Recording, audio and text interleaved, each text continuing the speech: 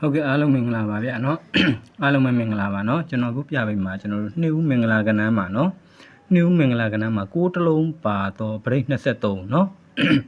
6တလုံးပါတော့ဗရိတ်23ထွက်တာနော်နှစ်ဦးမင်္ဂလာကဏ္ဍမှာ6တလုံးပါတော့ဗရိတ်23ထွက်တာ3ကပ်ပဲရှိတယ်နော်ဒီစနစ်ကကျွန်တော်နှစ်စာမှာတော့တစ်ခါတင်ပေးဘူးတယ်နော်ဒီနှစ်ဦးမင်္ဂလာကဏ္ဍဗရိတ်23နဲ့ပတ်သက်လို့နော်နှစ်ဦးမင်္ဂလာကဏ္ဍထွက်ပြီးတော့ကျွန်တော်တင်ပေးဘူးတယ်နော်ဟုတ်ကဲ့အားလုံးကြည့်အောင်နော်နှုတ်မင်္ဂလာကဏ္ဍမှာ6တလုံးပိုင်နဲ့ဗရိတ်23ထွက်တယ်เนาะဒီမှာတကက်83ခုနှစ်မှာတစ်ခါဖြစ်တယ်เนาะဒုတိယကက်က68ခုနှစ်မှာတစ်ခါဖြစ်တယ်เนาะနှုတ်မင်္ဂလာကဏ္ဍမှာ6တလုံးပါတော့ဗရိတ်23ထွက်တာ69မှာတစ်ခါဖြစ်တယ်เนาะနောက်တတိယကက်က2025မှာเนาะ2025မှာနှုတ်မင်္ဂလာကဏ္ဍမှာ6တလုံးပါတော့ဗရိတ်23เนาะ73မရဘူးเนาะ23ဗရိတ်အတိအကျเนาะ23ဗရိတ်အတိအကျ73မရဘူးเนาะဟုတ်ပြီအဲ့လိုထွက်တာနဲ့တဲ့သူကပထမကတ်ကိုပြန်သွားမယ်เนาะနှူးမင်္ဂလာကဏ္ဍမှာတဲ့6တလုံးပါတော့ဗရိတ်23ထွက်တယ်အဲ့ထွက်လိုက်တဲ့ကောင်ဒီတဲ့အဲ့23ရဲ့6ခါဒုတိယအကြိမ်မြောက်မှာကွာပေါင်းချင်း6ရိုက်တယ်เนาะဗရိတ်23ထွက်ထားတဲ့ကောင်ရဲ့6ခါဒီဒုတိယအကြိမ်မှာ6ခါထွက်တယ်ကွာပေါင်းချင်း6နဲ့လိုက်တယ်เนาะဒုတိယကတ်မှာအဲ့အတိုင်းပဲနှူးမင်္ဂလာကဏ္ဍမှာဗရိတ်23ထွက်တယ်23ထွက်တဲ့ကောင်ရဲ့6ခါတည်ရဲ့သူ့အောက်မှာကွာပေါင်းချင်း6နဲ့ကစားတာเนาะအတတိယကတ်မှာလည်းသူအဲ့တိုင်းပဲเนาะနှူးမင်္ဂလာကဏ္ဍဗရိတ်23ထွက်တယ်အဲ့ဒီကောင်ဗရိတ်23ရဲ့ခွန်ခါတဲ့သူဒုတိယချိန်မြောက်မှာကွာပေါင်းချင်းခွန်လို့သူကကစားတာเนาะအဲ့လိုကစားပြီးလို့ရှိရင်တဲ့သူကအဲ့လိုကစားပြီးတာနဲ့သူ့ရဲ့နောက်နှစ်မှာသူက6နောက်ပိတ်က6ခါဝင်တယ်เนาะ6နောက်ပိတ်က6ခါလို့ဝင်တယ်အောက်မှာဗရိတ်4ကိုပုံသေးကစားတယ်เนาะဒုတိယကမှလည်းအဲ့တိုင်းပဲเนาะသူ့ရဲ့ဗရိတ်23ကြာပြီးတော့သူ့နောက်နှစ်မှာတဲ့เนาะ9နောက်ပိတ်က9ခါလို့ဝင်တယ်ဝင်ပြီးရတယ်သူ့အောက်မှာဗရိတ်4ကိုပုံသေးကစားခဲ့တယ်เนาะတတိယကမှလည်းသူအဲ့တိုင်းပဲကစားတယ်เนาะဗရိတ်23ရဲ့နောက်နှစ်မှာတဲ့သူကနောက်နှစ်ခါနှစ်နောက်ပိတ်က2ခါဝင်တယ်ဝင်ပြီးရတယ်အောက်မှာဗရိတ်4ကိုပုံသေးကစားခဲ့တာသူကเนาะဗရိတ်4ကိုပုံသေးကစားခဲ့တယ်ဟုတ်ပြီပုံနေကစားပြီးရတယ်အဲ့ဗရိတ်4ရဲ့ပါဝါဘူးတဲ့နော်နောက်ပိတ်ကခါကိုဝင်တယ်6နောက်ပိတ်က6ခါဝင်တယ်သူ့အောင်မှာဗရိတ်4ပုံနေကစားတယ်အဲ့ဗရိတ်4ပုံနေကစားပြီးရတယ်တဲ့အဲ့ဗရိတ်4ကြောင့်သူ့ရဲ့4ရဲ့ပါဝါကိုသူ့အောက်နှစ်ပွဲကျော်မှာကွာပေါင်းချင်း9ရိုက်တာနော်ကွာပေါင်းချင်း9ပုံလေးရိုက်တယ်ဗရိတ်4ရဲ့ပါဝါကိုအောက်နှစ်ပွဲကျော်မှာဗရိတ်ကွာပေါင်းချင်း9ရိုက်တယ်ဒုတိယကမှလည်းအဲ့တိုင်းပဲဗရိတ်4ရဲ့ပါဝါကိုသူ့ရဲ့အောက်နှစ်ပွဲကျော်မှာကွာပေါင်းချင်း9ကိုပုံသေးရိုက်ခဲ့တယ်နော်အတတိယကမှလည်းအဲ့တိုင်းပဲသူရိုက်သွားခဲ့တယ်เนาะဗရိတ်4ရဲ့ပါဝါကိုတဲ့သူ့ရဲ့အောက်နှစ်ပွဲကျော်မှာကွာပေါင်းချင်း9ရိုက်သွားတာเนาะကွာပေါင်းချင်း9เนาะဒီမှာဘာထွက်လဲဆိုတော့914เนาะဒီမှာဘာထွက်လဲဆိုတော့914ထွက်ထားတယ်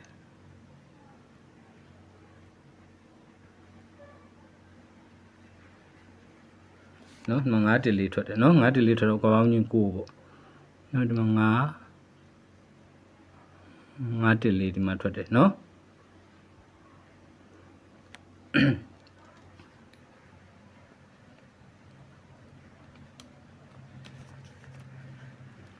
အဲ့တော့သူကပြောချင်တာဒီ break လေးပေါ့နော်နောက်ပိတ်ကခါဝင်တယ်ပထမကတ်မှာနော်ပထမကတ်ကိုပြန်သွားမယ်နော်နှူးမှာမင်္ဂလာကတည်းက break 23သွားတယ်နော်သွားပြန်တယ်အဲ့6ခါကွာ6ရိုက်တယ်အတူအောက်မှာရိုက်ပြန်တယ်နောက်နှစ်မှာတဲ့သူကနောက်နှစ်မှာသူ့ဘေးနှစ်မှာနော်6နောက်ပိတ်က6ခါဝင်တယ်ဝင်ပြီးရတယ် break လေးကိုပုံသေးကစားတယ် break လေးကိုပုံသေးကစားပြီးရတယ်အဲ့ break လေးရဲ့ပါဝါအောက်နှစ်ပွဲကျော်မှာကွာပေါင်းချင်း6လို့ရိုက်တယ်အဲ့ကွာပေါင်းချင်း6ရိုက်ပြီးရတယ်သူ့အောက်မှာထွက်တဲ့ကဏ္ဍတည်တဲ့နော်သူ့အောင်မထွက်တဲ့ကဏ္ဍဒီသူ့ရှေ့နှစ်ကကဏ္ဍတဲ့နော်သူ့ရှေ့နှစ်ကကဏ္ဍနော်ကွာပေါင်းချင်း6ရိုက်တယ်4ရဲ့ပါဝါဗရိတ်4ရဲ့ပါဝါကွာပေါင်းချင်း6ရိုက်တယ်ရိုက်ပြီးရတယ်အဲ့အောင်မှာကြားတဲ့ကဏ္ဍဒီသူ့ရှေ့နှစ်ကကဏ္ဍနော်အဲ့ကဏ္ဍဒီဘယ်ကဏ္ဍဖြစ်မလဲဆိုတော့သူကဗရိတ်23နှစ်ဦးမှာစပြီးဖရိတ်တဲတာဗရိတ်23နဲ့တဲတဲ့အတွက်တဲ့သူ့ရဲ့ရှေ့နှစ်ထဲမှာ3ထိပ်ထွက်တဲ့ကောင်3ထိပ်ဗရိတ်23ကြောင်တဲ့သူက3ထိပ်နော်အဲ့ဒီ3ထိပ်ကဆောင်းရကဏ္ဍမှာတဲ့เนาะ3ထိပ်ကြီးရဲ့ဆောင်းရကဏ္ဍအဲ့ကဏ္ဍကဒီကွာပေါင်းကြီးကိုကြပြီးတော့အဲ့အောင်မှာလိုက်ထွက်ပေးတာเนาะဒုတိယကမှလည်းသူအဲ့တိုင်းပဲเนาะပထမကပ်ပြီးတော့ဒုတိယကမှလည်းပဲနှူးမင်္ဂလာကဏ္ဍမှာဗရိတ်23ထွက်တယ်ထွက်ပြီးတော့အဲ့6ခါဒီကွာပေါင်းကြီးကိုရိုက်တယ်ရိုက်ပြန်တယ်သူ့ရဲ့နောက်နှစ်မှာနောက်ပိတ်9နောက်ပိတ်ဒီ9ခါဝင်တယ်9ခါဝင်ပြီးတော့ဗရိတ်4ကိုပုံသေးကစားတယ်ကစားပြီးရင်အဲ့ဗရိတ်ရဲ့ပါဝါကိုအောက်နှစ်ပွဲကျော်မှာကွာပေါင်းချင်း6လို့ရိုက်ခဲ့တယ် ရိုက်ခဲ့ပြီးရတယ်သူ့အောက်ကကနန်းတည်တဲ့သူ့အောက်မှာထွက်တဲ့ကနန်းတည်သူ့ရှေ့နှစ်ကကနန်းသူ့ရဲ့ရှေ့နှစ်ကကနန်းနော်သူ့ရဲ့ရှေ့နှစ်ကကနန်းဆိုတော့ဘယ်ကနန်းဖြစ်မလဲဆိုတော့သူကနှုတ်မင်္ဂလာကနန်းမှာပရိတ်23နဲ့စတဲတာဖြစ်တဲ့အတွက်သူ့ရှေ့နှစ်က3ထိပ်စီးရဲ့ဇောင်းဝကနန်းနော်3ထိပ်စီးရဲ့ဇောင်းဝကနန်းဒီမှာလည်း3ထိပ်စီးမကြဘူးနော်ဒီမှာ3ထိပ်စီးရဲ့ဇောင်းဝကနန်းပေါ့3ထိပ်စီးရဲ့ဇောင်းဝကနန်းနော်အဲ့ကနန်းဒီမှာလာပြီးတော့ခွာပေါင်းချင်းကိုယ်အောက်မှာလာထွက်ပေးရတာနော်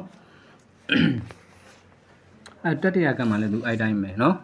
်တတိယကံမှာလည်းသူအဲ့တိုင်းပဲနှိုးမင်္ဂလာကဏ္ဍမှာပရိတ်23ထွက်တယ်အဲ့ခွန်ခါသည်အဲ့ပရိတ်23ရဲ့ခွန်ခါသည်အောက်မှာခွာပေါင်းချင်းခွန်ရိုက်တယ်ရိုက်ပြီးတော့လည်းသူ့နောက်နှစ်မှာတဲ့သူကနှစ်နောက်ဘက်ကနှစ်ခါလိုဝင်တယ်ဝင်းပြီးရတယ်ပရိတ်လေးကိုပုံသေးကစားတယ်အဲ့ပရိတ်လေးကိုပုံသေးကစားပြီးရတယ်သူ့ရဲ့အောက်နှစ်ပွဲကျော်မှာလေးရဲ့ပေါ်ကခွာကိုကစားတယ်ခွာကိုကစားပြီးရတယ်သူ့အောက်မှာကြာမဲ့ကဏ္ဍသည်တဲ့သူ့ရှေ့နှစ်ကကဏ္ဍမှာတဲ့နော်သူ့ရှေ့နှစ်ကကဏ္ဍအဲ့သူ့ရှေ့နှစ်ကကဏ္ဍဒီဘယ်ကဏ္ဍဖြစ်မလဲဆိုတော့နှစ်ဦးမှာပရိတ်23နဲ့စတဲထားတာဖြစ်တဲ့အတွက်သူ့ရဲ့ပရိတ်23ရဲ့ရှေ့နှစ်မှာ3ထိပ်စီကြာတာကိုကျွန်တော်3ထိပ်စီရဲ့ဇောင်းဝကဏ္ဍဆို894เนาะဒီ894လည်းကြာလို့ရတယ်နောက်3ထိပ်စီကဘယ်မှာရှိသေးလဲဆိုတော့ဒီမှာတစ်ကြိမ်ရှိသေးတယ်เนาะ3ထိပ်စီကဒီမှာတစ်ကြိမ်ရှိတယ်3ထိပ်စီရဲ့ဇောင်းဝကဏ္ဍဆိုတော့ဒီ85နှစ်ပေါ့เนาะ85နှစ်ဆိုတဲ့ကဏ္ဍလည်းလာကြာလို့ရတယ်အဲ့နှစ်ထဲမှာသူက3ထိပ်စီက2ကြိမ်ပဲရှိတာเนาะ3ထိပ်စီက2ကြိမ်ပဲရှိတယ်နော်3ထိပ်စီကဒီမှာတစ်ကြိမ်ရှိတယ်သူဆောင်ကဏ္ဍ85နှစ်ဒီမှာတစ်ကြိမ်ရှိတယ်သူဆောင်ကဏ္ဍဆို894ပေါ့နော်ဒီ2ကြိမ်ပဲရှိတယ်အဲ့တော့894နဲ့85နှစ်နှစ်ကွက်နော်အဲ့နှစ်ကွက်ထဲကနေပြီးတော့ကျွန်တော်ကတစ်ခွက်ကိုပြန်ပြီးတော့ချုပ်ပေးမယ်နော်ဒါမှမဟုတ်ရင်လည်းပဲကိုကြိုက်တဲ့မိမိကြိုက်နေတဲ့ကဏ္ဍရှိလို့ရှိရင်သူ့ရဲ့ရှင်းနေတဲ့ကဏ္ဍကိုမိမိကြိုက်နေတဲ့ကဏ္ဍ2ခုတို့ပါထိုးလို့ရတယ်နော်6 8ခုတို့ပါလည်းထိုးလို့ရတယ်နော်ကိုကြိုက်တဲ့ကဏ္ဍရှိရင်လည်းပဲထည့်ထိုးပေါ့သူရှင်းနေတဲ့ကဏ္ဍကိုနော်ဟုတ်ပြီအဲ့တော့အဲ့ထဲကနေမှတကွက်ကိုပြန်ချုပ်ပြမယ်နော်အဲ့3ထိပ်စီးပေါ့နော်ဒီမှာ तू ကနှုတ်မင်္ဂလာကဏ္ဍပရိတ်23တဲတယ်တဲတဲ့အတွက် तू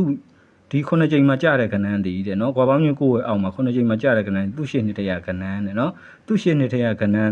3ထိပ်စီးနှုတ်မင်္ဂလာကဏ္ဍမှာပရိတ်23နဲ့တဲတာဖြစ်တဲ့သူ့ရှေ့နှစ်မှာအဲ့ပရိတ်23ရဲ့ရှေ့နှစ်မှာ3ထိပ်စီးရဲ့ဇောင်းကဏ္ဍအဲ့3ထိပ်စီးစီလည်းပဲတဲ့ဘယ်3ထိပ်စီးဖြစ်မလဲဆိုတော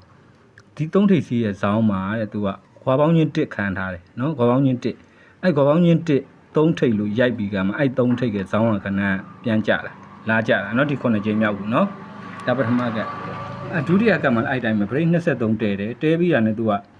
ဒီ6ကြိမ်မြောက်မှာကွာကိုရိုက်တယ်နော်အဲ့ကွာကိုရဲ့အောက်မှာကြတဲ့ကဏ္ဍအဲ့ကဏ္ဍဒီတဲ့သူ့ရှေ့နှစ်ကကဏ္ဍသူ့ရှေ့နှစ်ကကဏ္ဍဘယ်ကဏ္ဍဖြစ်မလဲဆိုတော့23 break နဲ့2ဦးမှာ frame တဲထားတာဖြစ်တဲ့အတွက်သူ့ရှေ့နှစ်မှာ3ထိပ်ကြတဲ့ကောင်ရဲ့ဇောင်းကဏ္ဍနော်ဒီမှာလည်း3ထိပ်မထွက်ဘူးเนาะဒီမှာလည်း3ထိပ်ကဒီ3ထိပ်ကိုဘာကြောင့်ယူလဲဆိုဒီ3ထိပ်ရဲ့ဇောင်းမှာတဲ့ကွာပေါင်းချင်း1ပုံဒီခံရတယ်เนาะပထမကမှလည်းပဲเนาะပထမကမှလည်းဒီမှာကွာပေါင်းချင်း1ကဇောင်းမှာ3ထိပ်ခံတာအဲ3ထိပ်ကဇောင်းကကဏ္ဍကိုဒီ9ကြိမ်ကွာပေါင်းချင်းကိုယ်အောက်မှာရိုက်တာเนาะဒုတိယကမှလည်းအဲ့တိုင်းပဲဒီမှာ3ထိပ်တွေရှိတယ်เนาะဒီမှာလည်း3ထိပ်တွေရှိတာပဲမထွက်ဘူးเนาะ3ထိပ်တွေဒီမှာလည်း3ထိပ်ဇောင်းကဏ္ဍမထွက်ဘူးเนาะဒီ3ထိပ်ကြာမှလာထွက်တယ်ဆိုတာ तू ကအဲ့ဒီ3ထိပ်ကဇောင်းမှာကွာပေါင်းချင်း1ပုံဒီခံတယ်ပြီး3ထိပ်စီခံတယ်အဲ့ဇောင်းက3ထိပ်စီရဲ့ဇောင်းကဏ္ဍမှာဒီ9ကြိမ်မြောက်ကိုလာထွက်တာကွာပေါင်းချင်းကိုယ်ရဲ့အောက်ကိုเนาะလာထွက်ပေးရတယ်ဟုတ်ပြီဒါဆိုတတိယကမှလည်းအဲ့တိုင်းပဲနှုတ်မင်္ဂလာကဏ္ဍမှာပရိတ်23တဲထားတယ်အဲ့ခွန်ခါကွာခွန်ရိုက်တယ်နောက်ပိတ်ကခါကိုဝင်တယ်ပရိတ်4ပုံတွေရိုက်တယ်နော်အဲ့ပရိတ်လေးရဲ့အောက်တစ်ပွဲနှစ်ပွဲကျော်မှာကွာပေါင်းချင်းကို6ကြိမ်မြောက်မှာကွာပေါင်းချင်းကိုပုံဒီကစားတယ်အဲ့အောင်မှာထွက်မဲ့ကဏ္ဍဒီသူ့ရှေ့နှစ်ကကဏ္ဍနဲ့အဲ့သူ့ရှေ့နှစ်ကကဏ္ဍဒီဘယ်ကဏ္ဍဖြစ်မလဲဆိုတော့နှုတ်မင်္ဂလာကဏ္ဍမှာပရိတ်23နဲ့တဲခဲ့တာဖြစ်တယ်အဲ့ပရိတ်23ရဲ့ရှေ့နှစ်ထဲမှာ3ထိပ်စောက်တာဒီမှာတစ်ချက်ရှိတယ်3ထိပ်ကစောင်းကဏ္ဍဒီကဏ္ဍနော်ဒါပေမဲ့ तू ကဒီမှာကွာပေါင်းချင်း1မခံဘူးနော်မခံဘူးဒီကောင်ကြကံမှာကျွန်တော်တို့3ထိပ်စီကနောက်မှာဒီမှာတစ်ကြိမ်ရှိတယ်အဲ့ဒီ3ထိပ်စီရဲ့ဇောင်းကကဏ္ဍဒီကဏ္ဍထွက်မယ်သူ့ရဲ့ဇောင်းမှာကွာပေါင်းချင်း1ကဒီမှာခံထားတယ်နော်အဲ့တော့ကွာပေါင်းချင်း1ကဇောင်းမှာ3ထိပ်ခံအဲ့3ထိပ်ရဲ့ဇောင်းကဏ္ဍဒီကဏ္ဍကိုအဓိကထားပြီးတော့ကစားရမှာနော်အဲ့တော့3ထိပ်စီဇောင်းကဏ္ဍဆို2ကွက်ရှိတယ်825ရဲ့894ရဲ့နော်ဒီ2ကွက်ရှိတယ်အဲ့2ကွက်တည်းကဒီကောင်ကို main ကစားပေါ့နော်894ကိုရန်ထိုးပေါ့နော်825ကို main ထိုး894ကိုရန်ထိုးနော်ဒါမှမဟုတ်မိမိနှစ်သက်တဲ့ကဏ္ဍရှိရင်လည်းပဲသူ့ရဲ့ရှေ့နှစ်တည်းကမနစ်က2025တည်းကကဏ္ဍမိမိတို့ကြိုင်39နှစ်တို့ပါလို့ထွက်လို့ရတယ်နော်ထွက်နိုင်တယ်တခြား site တွေနဲ့ရှိတယ်နော်အဲ့တော့မိမိတို့နှစ်သက်တဲ့ကဏ္ဍရှိရင်လည်းပဲထည့်ထိုးတာပေါ့နော်ဟုတ်ကဲ့အားလုံးပဲနော်ကိုလက်ကံကောင်းကြပါစီဗျာနော်ကိုလက်ပါ